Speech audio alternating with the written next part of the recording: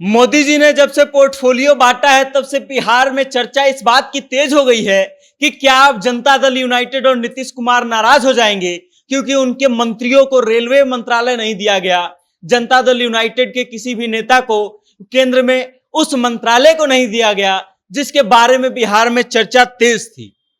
लेकिन एक अहम पद अभी भी बाकी है और जनता दल यूनाइटेड के साथ ही टीडीपी का नजर भी इस पर बहुत जोर से पड़ा हुआ है। अब देखना यह है कि इसमें कौन बाजी मार पाता है, वो पद कौन सा है और क्यों वो अहम पद है, हम आपको विस्तार से बताएंगे। लेकिन उससे पहले नमस्कार, मेरा नाम वेद प्रकाश है, आप जनता जंक्शन देख रहे हैं और कैमरे के पीछे है विशाल। आइए अब हम आपको बताते हैं कि अभी कौन सा पद ऐसा बाकी है जो महत्वपूर्ण है और जिस पर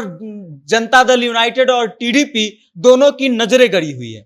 दरअसल वो सीट है लोकसभा स्पीकर का। अब आप समझ लीजिए कि लोकसभा स्पीकर जो है बहुत ही अहम पद होता है, उसके पास बहुत सारे ऐसे पावर होते हैं जो देश में सुप्रीम कोर्ट के पास भी नहीं होता है। सामान्य तौर पे अगर हम बात करें तो दल बदल विरोधी अधिनियम जो है उसमें सबसे अधिक पावर जो है लोकसभा स्पीकर को दिया गया है और स्पीकर ही किसी व्यक्ति के दल बदल करने पर उस पर निर्णय लेने के लिए बाध्य होता है। अब आप समझ लीजिए कि लोकसभा स्पीकर एक बहुत महत्वपूर्ण पद होता है और जब से एनडीए गठबंधन चुनाव जीत करके आई है और टीडीपी और जदयू जो है गठबंधन में सरकार बनाने की भूमिका में आए हैं, तब से इस बात की चर्चा तेज हो गई कि टीडीपी और जदयू दोनों जो है लोकसभा स्पीकर का पद चाहते हैं। उसके बाद चर्चा यह भी चली थी कि टीडीपी और जदयू जो है रेलवे मंत्रालय भी चाहते हैं। अब समझ लीजिए इस बात को कि रेलवे मंत्रालय तो भारतीय जनता पार्टी के खेमे में चला गया, लेकिन लोकसभा स्पीकर का जो पद है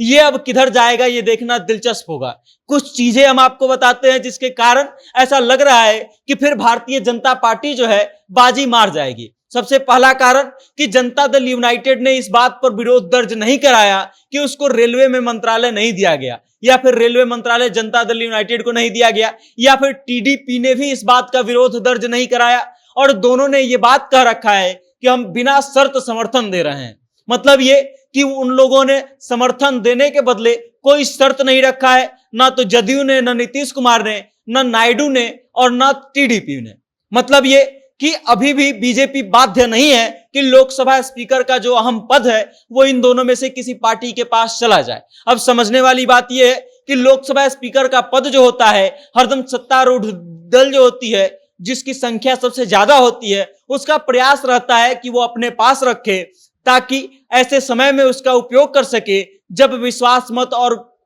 अविश्वास प्रस्ताव जैसी स्थिति आए, वोटिंग हो, तो ऐसे स्थिति में स्पीकर का पद जो है बहुत अहम हो जाता है। और इस कारण से इस बार भी लग रहा है कि भारतीय जनता पार्टी जो है इस बार स्पीकर का पद नहीं छोड़ने वाली है। और दूसरी तरफ अगर हम बात करें तो टीडीपी की या फिर जदयू की, तो टीडीपी या जदयू से कोई ऐसा बढ़िया या बड़ा चेहरा नहीं दिखाई दे रहा है जिसको लोकसभा स्पीकर जैसे अहम पद की जिम्मेदारी दी जा सके। आप समझ लीजिए कि अब तक टीडीपी और जदयू के द्वारा जितने भी बड़े चेहरे दिखाई दे रहे थे उनका नाम मंत्रालय के लिए आगे दे दिया गया और संभव है कि अब लोकसभा स्पीकर का जो पद है वो भारतीय जनता पार्टी के पास रह जाए और एनडीए में सबसे मजबूत स्थिति में भारतीय जनता पार्टी ही रह जाए। एक तरफ तो खबरें यह आ रही थी कि टीडीपी और जदयू के प्रभाव को कम करने के लिए भारतीय जनता पार्टी ने निर्दलीय सांसदों से संपर्क साधना शुरू कर दिया है, उनको अपने खेमे में लाने का प्रयास चालू कर दिया है। और अब ये बात कहीं ना कहीं सिद्ध हो रही है कि भारतीय जनता पार्टी इन दोनों ही